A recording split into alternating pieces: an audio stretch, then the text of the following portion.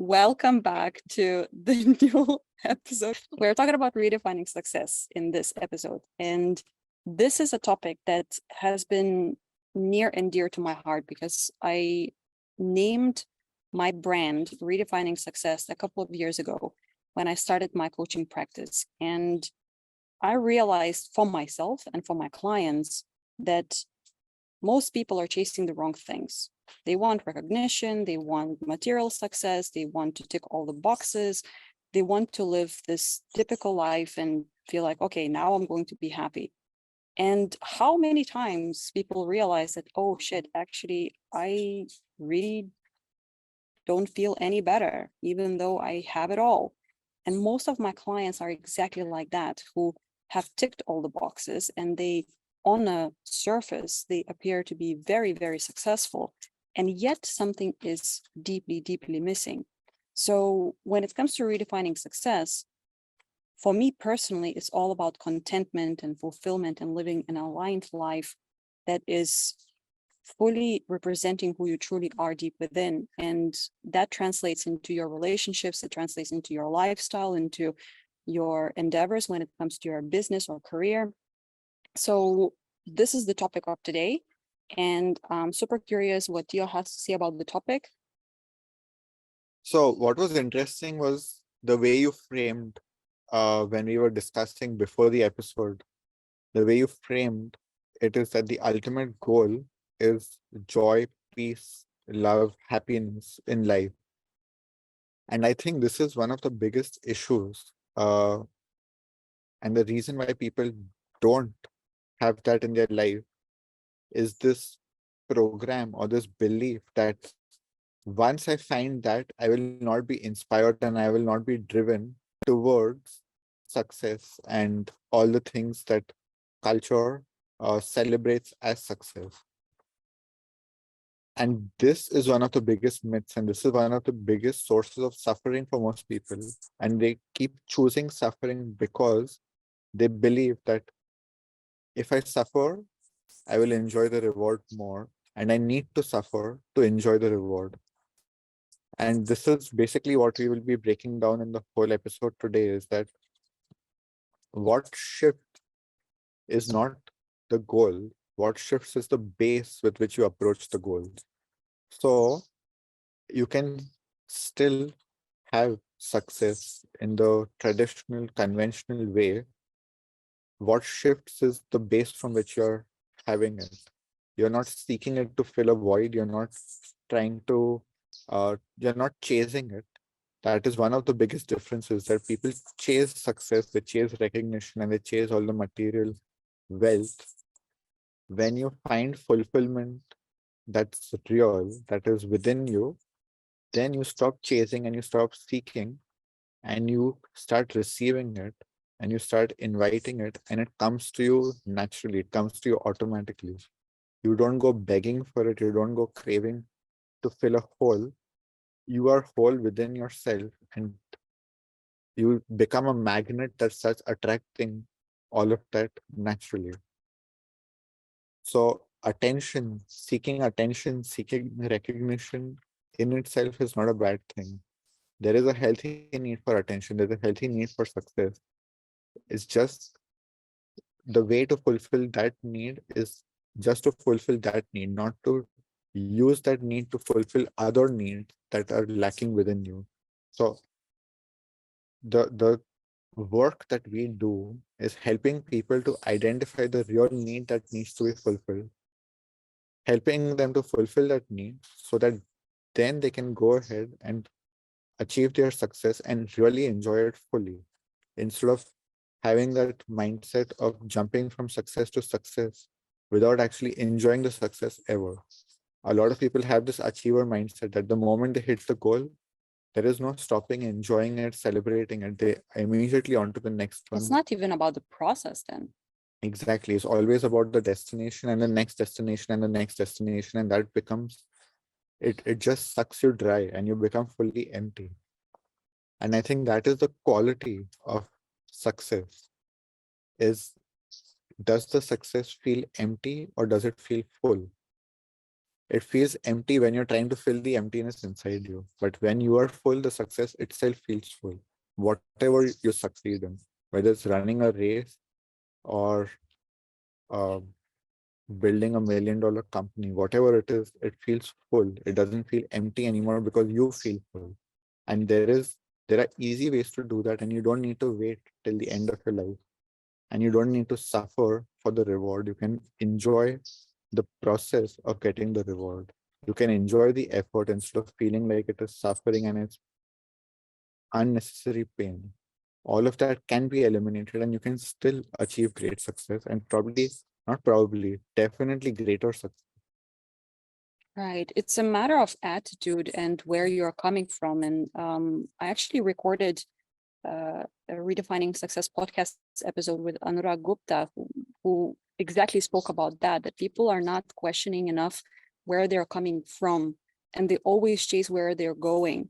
And there has to be a balance where you want to go, what's the destination that you want to arrive at the same time, where are you coming from?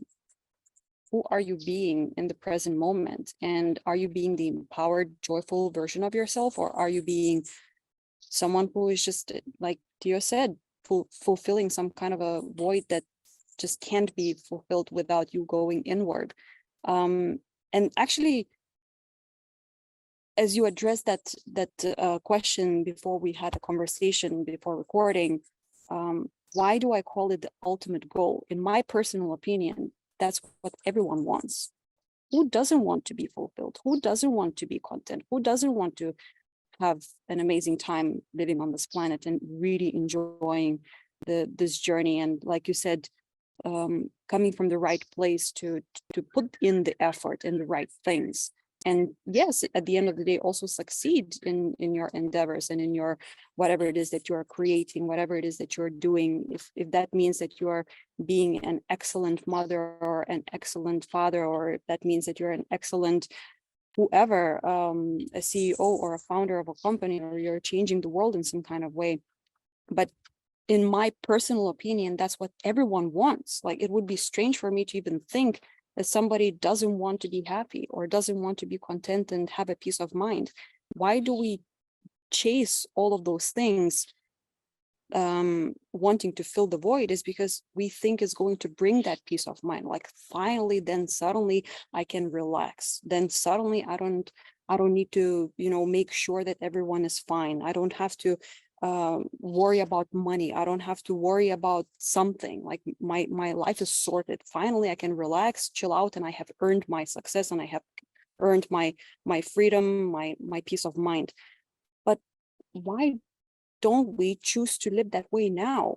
Why don't we choose to feel joyful and peaceful and fulfilled right now as we are? It doesn't automatically mean that we can't go further and we can't go and create amazing things from that place moving forward. It's not, like you said, getting stuck in it and being like, oh, now I will just chill on the hammock all day long and do nothing. Like, I don't know, I don't want to say anything wrong about hippie lifestyle, but But that's this kind is the of projection. This is the right. projection that the conventional people have, is that if I find that joy and fulfillment and happiness, I will become a hippie who doesn't care about anything. And this is exactly the brainwashing of the culture and the news, is that that is what that life looks like. So the proper way is to suffer. The proper way is to be miserable. And when you ask that question, you are asking it rhetorically, that who doesn't want this? My answer is no one wants this. None of the conventional people really want it, because if they wanted it, they would find it. And that is a key realization, that But now the listener will be like, what? Like, are you crazy? Of course I want it, but now but I will explain I what will you talk mean. from my Yeah. experience. I have, for the last 8 years, been working at a retreat where I have seen over 1,000 people coming from all walks of life, all ages, all industries, all levels. And I can say with confidence that on all levels across the whole spectrum, almost no one really wants that. because everyone is addicted to suffering, because the deepest program, one of the deepest programs that humans have is that if I suffer, there's a reward. But sacrificing your suffering has no reward. And that is why most people will never sacrifice their suffering as their greatest possession. And they will hold on to it till the day they die, and they will keep suffering. But the reward of sacrificing your suffering is you, your freedom, your consciousness. And this is what is not a tangible reward. And people are like, but I won't get heaven that was promised to me by religion. Because that is what religion is telling you: suffer and you will go to heaven. If you suffer, you will go and find paradise. And that's also what the cultural programming is, that suffering has a reward. And that is why most people really deep down don't want to let go their suffering, and they are addicted to suffering, and they don't want to become joyful and peaceful. I was just talking to someone the other day in a session that they found that place of ultimate contentment and peace and joy and love. And the first thought in the moment of consciousness was, this is too much. This is too good. I don't deserve this. The what was happening was that they were feeling guilty. How can I feel so good when everyone else is suffering? Or afraid that it's going to be taken away from you, as Yeah, if you don't have control over it. the fear of the pain of losing it. But there are so many programs, there is so much guilt and fear and shame programmed into that state that when you find it, you will sabotage it. And this is what happens to a lot of successful people, even conventionally successful people, is that they sabotage your success, or they have to suffer and pay immensely. So a lot of successful people will have health problems, they will have accidents, or they will lose their money, or they have to keep giving away their money, or there is this underlying guilt, the guilt of privilege, the guilt of feeling great. Even worse, they usually sacrifice their relationships. Their relationships. Like money becomes this thing that pays for everyone's happiness. And I know someone as well, who literally buys everything in order to keep peace in the family construct. And it's like, oh, okay, there's a problem. Okay, I will buy you an iPad. Oh, okay, there's a problem. I will buy you a beautiful bracelet. And it's like, something is not quite working here. But so basically, just to summarize the last few minutes, most people don't really want joy and peace and love because fear and guilt of having that, and just having that without any suffering in your life. But the difference, or the thing I want to introduce, or we want to introduce, is that it is possible. You can enjoy, you can be peaceful, you can be in love without having to suffer, and still have the conventional and material success and joy. So again, there is this programming that, oh, if I become spiritual, then I have to give up all my materialistic pleasures. And that is complete bullshit. I love technology. I love my food. I love all the pleasure, but I don't need to suffer. I don't need to feel also that I'm not having a spiritual life. Like for me, I'm defining my spirituality, and I am feeling my fulfillment and my contentment, and I'm experiencing everything. This is possible. You can have everything. You don't need to sacrifice one thing just because you have something else. And all of these programs and definitions that this is what spiritual means, and this is what hippie life is, and this is what joy is, this is what needs to be reprogrammed or just left behind and define it for yourself. I would like to backtrack a little bit to the whole addiction to suffering topic, because I think still for a lot of people, it's a new concept. Mm-hmm. And a lot of people would be like, what the hell are you talking about? And I totally disagree. And I still do want to be content. And I still do feel like I deserve to be happy, and something is just simply wrong, and the world is wrong, and something is just fucked up in my life or in my family or in this and in that. And basically there is a lot of entitlement also. So from my point of view, why people do have addiction to suffering is because it's simply easier. And most people are not willing to put in the effort and time and to some extent grind to actually heal themselves and to walk that path to greatness and to walk that path to healing and to walk that path to growing as an individual, as a human being, as a spiritual human being, someone who does have a spirit and lives in a human body. And it's very easy to be like, something is wrong with the world, with the politics, with the country, with the system, with, I don't know, my boss, with this, with that. But actually, how many people really take responsibility for what's going on internally to address all of the turmoil and all of the stuff that happened in the past when it comes to their childhood, when it comes to relationships growing up, when it comes to, I don't know, high school, maybe bullying, maybe something happened with their relationships where they got rejected, or they were, let's say, dumped and asked to get a divorce. There are so many traumatic experiences that led to feeling like world is unfair. Things always basically go wrong.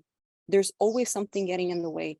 So people are so used to making excuses of why they can't be happy, why they can't be content, why they can't be free. Because how can we be free if there are always circumstances going on all the time? Well, it's a choice. Again, it's a conscious choice, which takes effort and energy and time to develop, because you have to develop uh, laser focus of where your thoughts are going, of what you're believing, on why you're believing that, shifting those beliefs into something completely different that is actually in alignment with what you want and how you want to feel. And I keep on saying that for me personally, emotions are a navigation system. So if you feel off, if there's something going on with you, sit with that. And most people don't even dare to sit with their emotions. Instead of doing that, they go and continue chasing. They go and continue numbing. They go and continue distracting themselves. And it's really easy to go and buy something to someone to be like, oh, as an apology, I will just buy a little toy or a batch of flowers or something like this. I will just say the words, I apologize, without really doing the work. So this is just an example, of course, but I really wanted to hit home that at the end of the day, it does require time and effort, and it is a responsibility, but damn, it's worth the effort. I mean, like you said, the example of the person who's like, wow, that's like a paradise, living in the state. Like, it's amazing. If you still doubt that you have an addiction to suffering, you don't have to believe us. Okay, I don't expect anyone to believe, nor do I ask anyone to believe. And I, in fact, say, don't believe us.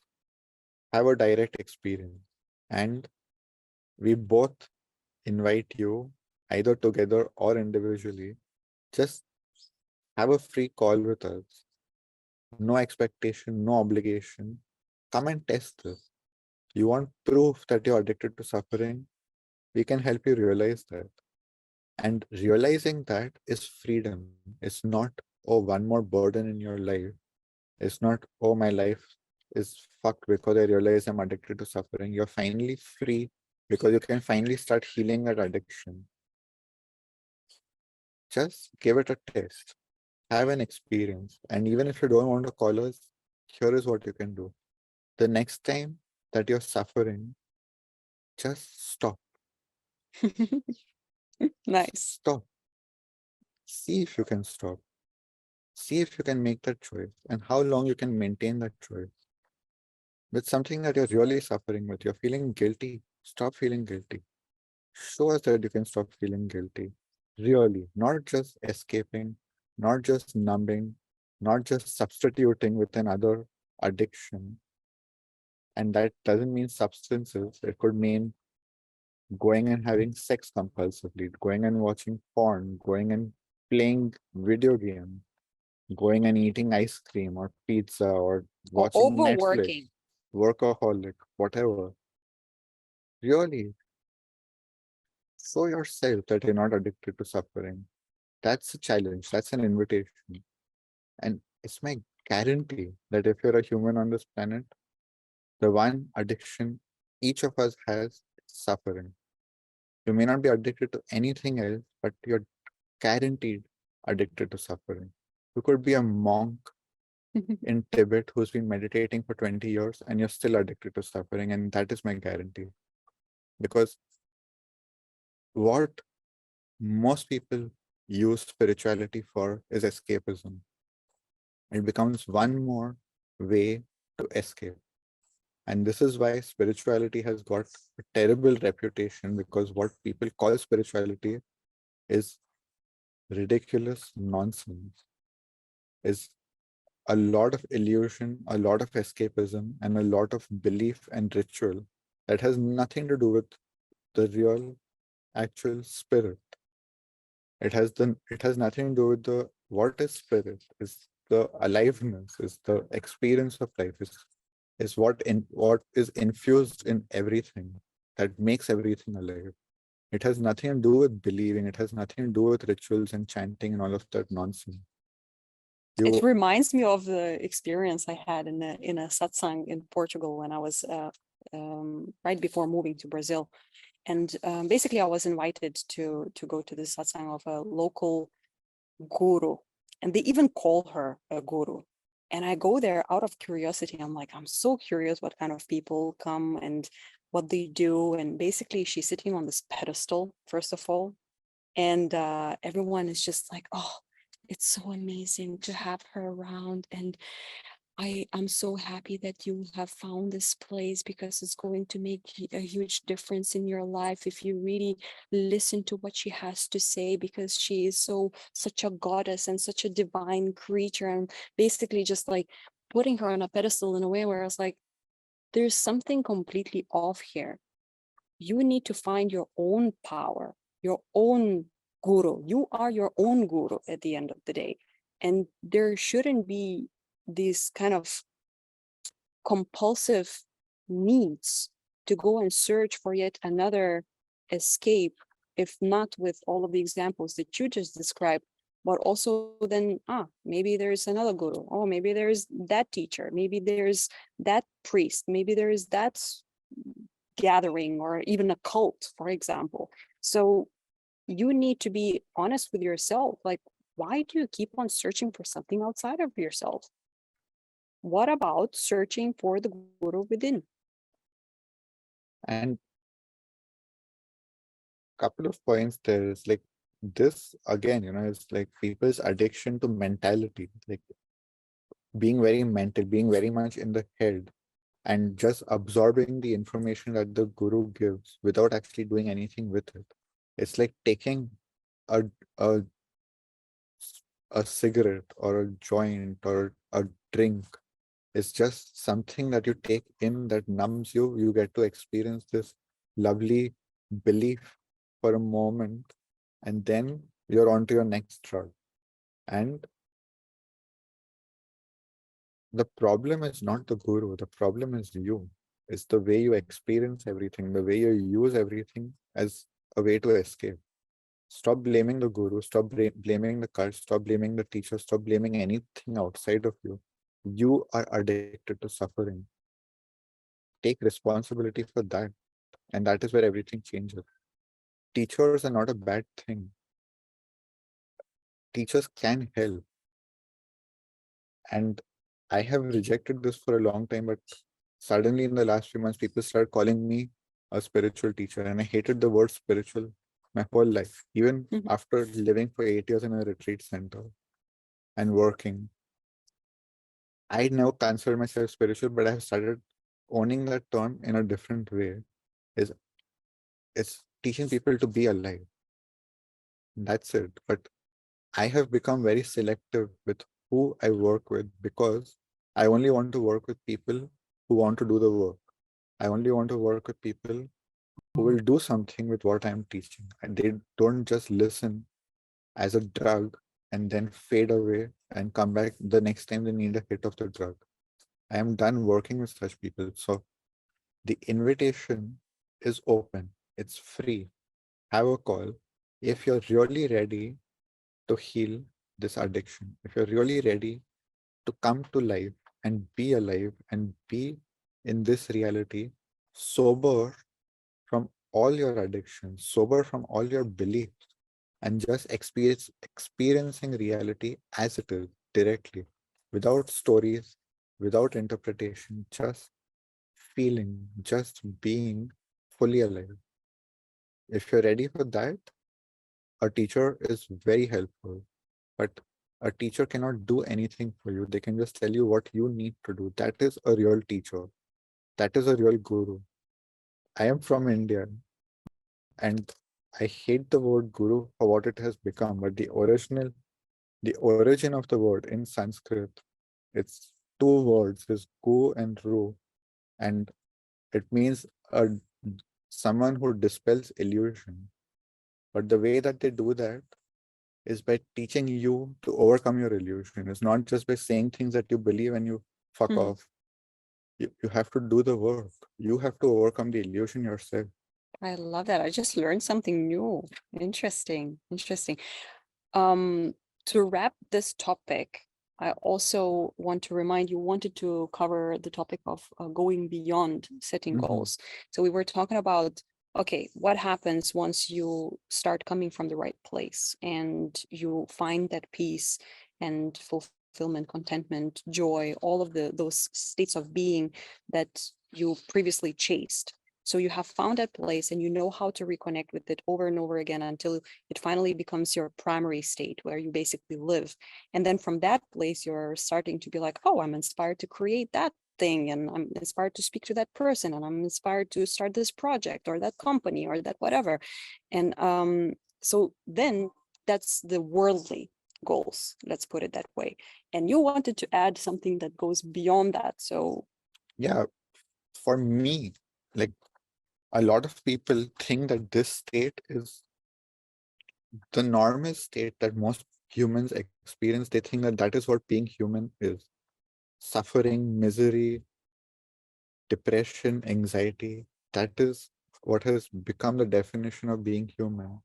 But what we are describing, this base of happiness, love, joy, contentment, in my opinion, that is what is just a normal human state. That is just the base. It's which just shows how fucked up the world is and exactly. humanity is. It's like That's not the peak of the mountain, that's the base of the mountain. Most people are at the bottom of the lake that's next to the mountain.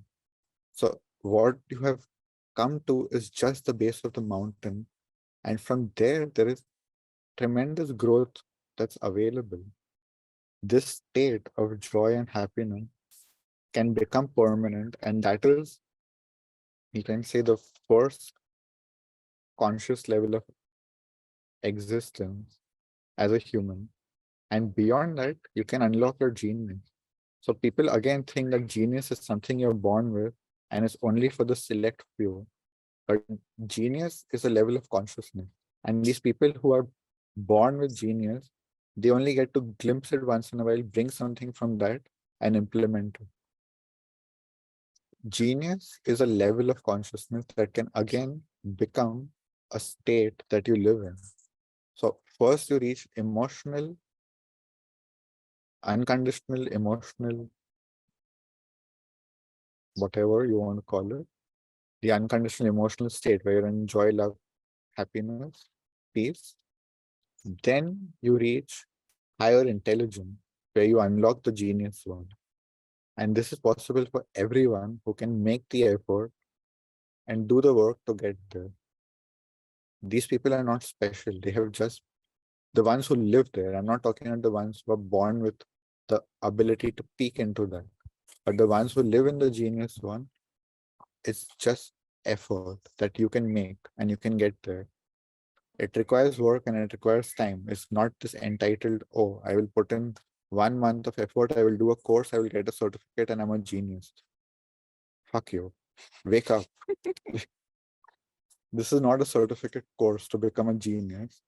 Unlocking your genius requires work over time, and it requires effort, and it requires doing. You have to actually do things in your life. You have to live a life where your genius can be applied. If you're just going to do accounting as a normal accountant, where is the opportunity to be a genius? Be a genius accountant. There's an opportunity. You have to apply, you have to do, you have to make effort. And then beyond that genius is the exceptional zone. So the genius zone has been defined by Gay Hendricks, very famous author, speaker. Who, by the way, I have interviewed for my Redefining Success podcast. Yeah, you can check out the episode on her podcast. Again, the genius zone is something that comes through effort. Everyone can have it. The exceptional zone is the ones who make the rarest of efforts, who go beyond what is not just so genius, I would say, is to go beyond the expected, to go beyond the minimum, to go beyond what people tell you to do. When you bring your own initiative, you go above and beyond. That is a genius zone. And just before you continue, according to Guy Hendricks, why you mention him is also because in his definition of the genius zone, it's all about finding the truth of who you are and aligning what it is that you are creating with who you are deep within. So the genius zone is not like, oh, I just happen to be really good in mathematics, so I will just continue being a researcher in mathematics. Well, there's much more to that. Do you love doing it? Is that something that makes your cells dance? Is it something that you're extremely passionate about? Is that something that makes you feel like you want to become a genius in this specific aspect, in that context, and in that skill, and that whatever it is that you are becoming and doing? So yeah, just wanted to add that. Before, so Gay Hendricks is very like he's still alive, so it's very recent, his teaching, relatively. But much before he started talking about it, Joseph Campbell, who is most well known for the hero's journey, spoke about it as follow your bliss. That is the genius zone. It's the people who really live their bliss, who work from their heart, who create from their heart. That is genius. And that is possible for everyone here. Everyone who's listening to this has that capability, has that potential. Is just to follow your bliss, as Joseph Campbell called it. You don't know what your bliss is? Go on the journey to find it. Don't be entitled, sitting on your couch, feeling miserable, waiting for your bliss to arrive by mail or by email today. Go find it. Do something. Be proactive. Go out there. Put yourself out there. Find your bliss and then follow it.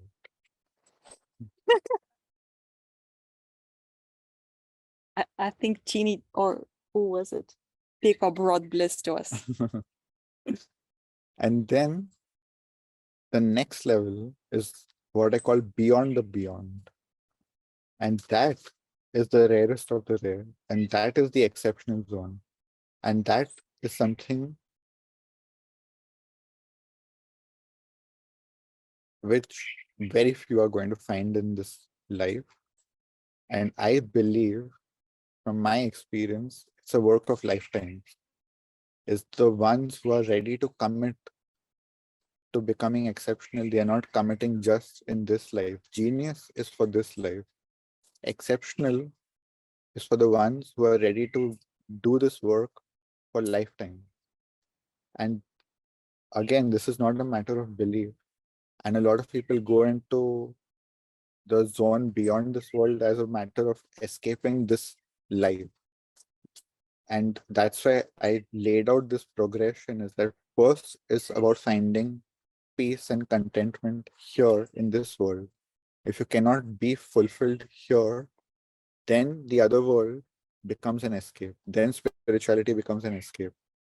Once you find that, and once you find your bliss and you unlock your genius, which there are teachers who can help you to do that, we can help you to do that, then the people who do work for lifetimes go into the exceptional zone. Again, it's just effort, it's just work, it's just to realize that it doesn't end here. And a lot of people want this heaven and this paradise where you don't do anything after this life and you just get to sit on your ass in the clouds and have virgins suck your dick or do something like that. But like this is what paradise is sold as for a lot of people, at least for men. But if you're ready to go beyond that, and you don't just want to sit on your ass and eat French fries in heaven, this is a work of lifetimes that brings joy. The work itself brings joy. This is I'm glad you're saying this because I wanted to add that it's not just about work. Like to me, actually, it's fun to do this work. It's exciting to do this work. It's every single time, even if I'm going through pain of doing the inner work, it makes me feel like I'm cleaner. I'm becoming more pure. I'm getting to know myself better. I am able to build better, healthier relationships with myself and other people and the world as a whole and with dogs and like everything. And in fact, to me, it's the ultimate drive to be alive even, because it's not about like, oh yeah, indeed, let's drink a coconut at the beach all day long and stuff like that. That's part of enjoying the life and making the most out of being on this planet. But really, to me, it's just so freaking exciting and so deep to go to the depth of who you really are and what's your connection with things that you can't even imagine with your plain mind right now. But then the deeper you go, the more you understand, and it's just so freaking exciting. It makes existence million times better. And that's the key, is changing the definition of work. Again, work is a word that has been programmed to feel like the worst thing in the world, or again, a workaholic escapism, addiction tendency, where you don't really enjoy it, you just enjoy it more than all the other things that suck. But, or as an escape from all the other things that suck. But work can be very enjoying and fulfilling, even working on yourself and getting to know yourself. The one thing I have realized is that most people have been brought up to believe that they are unworthy, that they are bad, that there is something wrong with them. That they're not good enough. So, no, why I'm using bad instead of not good enough? Because getting to know yourself can feel like, oh, I am bad. Why would I want to know myself?